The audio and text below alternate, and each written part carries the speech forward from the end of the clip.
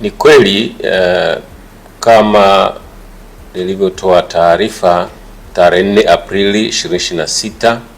lakini pia makamanda wa polisi wa mikoa kutoa taarifa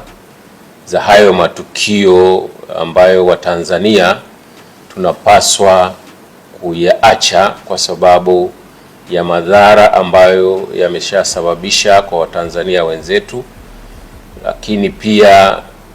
ni matukio ambayo yanadhalilisha hata familia, lakini pia inadhalilisha taifa letu kwa sababu yanahusishwa na mambo ya kishirikina, ambapo baadhi ya watu ile tarehe 1 Aprili 2026 kule Tunduma au mkoa wa Songwe walijitokeza watu kuanza kusingizia wenzao, kutoa taarifa za uongo kwamba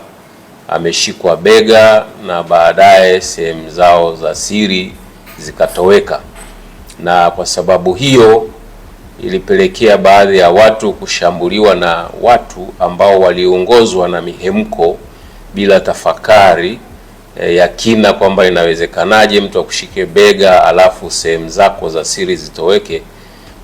Basi wakasababisha baadhi ya wenzetu kule Songwe takriban 7 kupoteza maisha na wengine kujeruhiwa na wakawa wanaendelea na matibabu. Lakini baada ya kule Songwe ikahamia Mbeya ambako nako watu walijeruhiwa na kupata madhara mbalimbali, na baadaye Dar es Salaam, na baadaye kaenda kule Rukwa, baadaye Katavi, na baadaye baada ya Katavi kaenea maeneo ya Zanzibar. Sasa matukio hayo tunasema sisi kama jeshi la polisi tunaendelea kuwashauri na kuwataka Watanzania kwa kweli ambao bado wanaendelea na imani hizo potofu waachane nazo, kwa sababu ni taarifa za uongo, za uzushi ambazo hazina nafasi katika nchi ya wastaarabu kama Watanzania, lakini pia hayana nafasi katika dunia ya sasa hivi ya sayansi na teknolojia, ambayo sasa hivi watu wanafikiria mambo ya sayansi na teknolojia, wanafanya mambo kisayansi, wanafikiria kisayansi, na ndio maana unaona hata mahospitali yetu makubwa yameingia kwenye upasuaji ambao hawafungui tena hata kifua, wanatumia teknolojia, wanamfanyia mtu matibabu na anapona. Kwa hiyo inabidi tuachane nayo kwa sababu ni vitendo ambavyo kwa kweli havina ukweli wa aina yoyote ile katika karne hii ya sayansi na teknolojia. Lakini pia matukio haya yameshasababisha kama nilivyosema kule Songwe watu 7 walipoteza maisha, lakini pia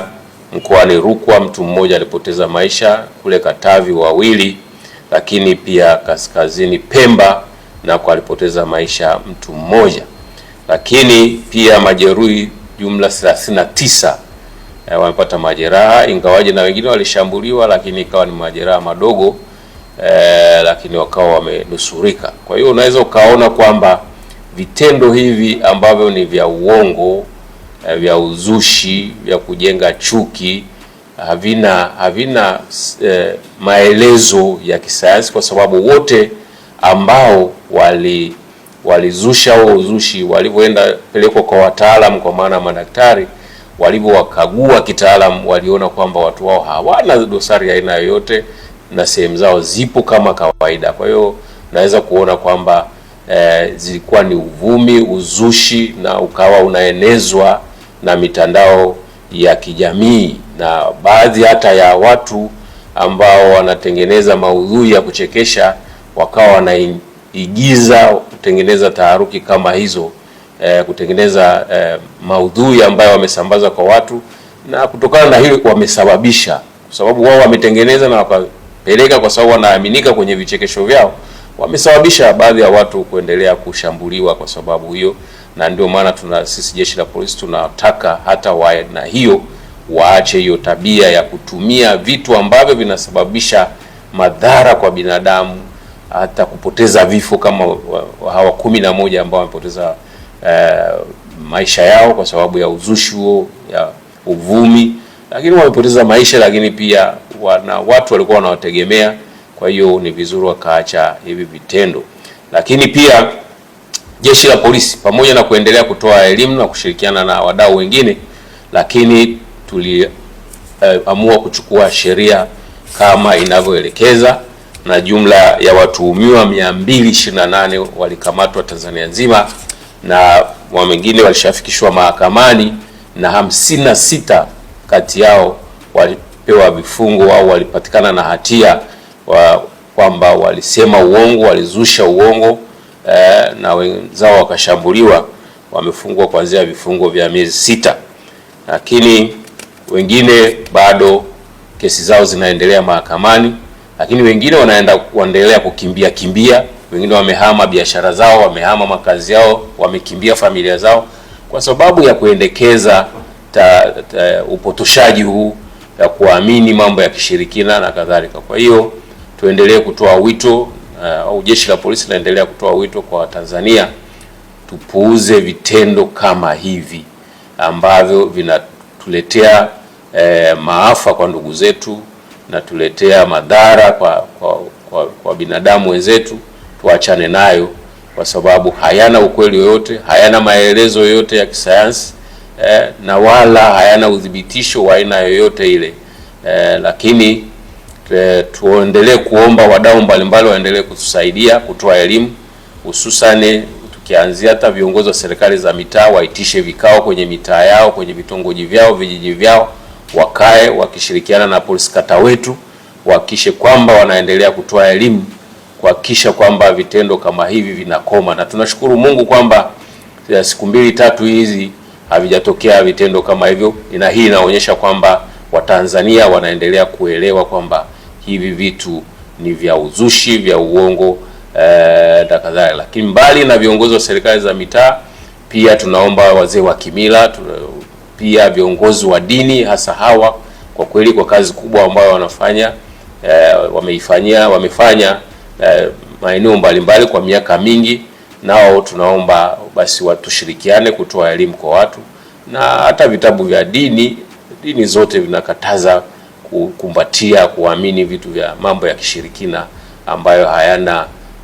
udhibitisho yoyote, yanasababisha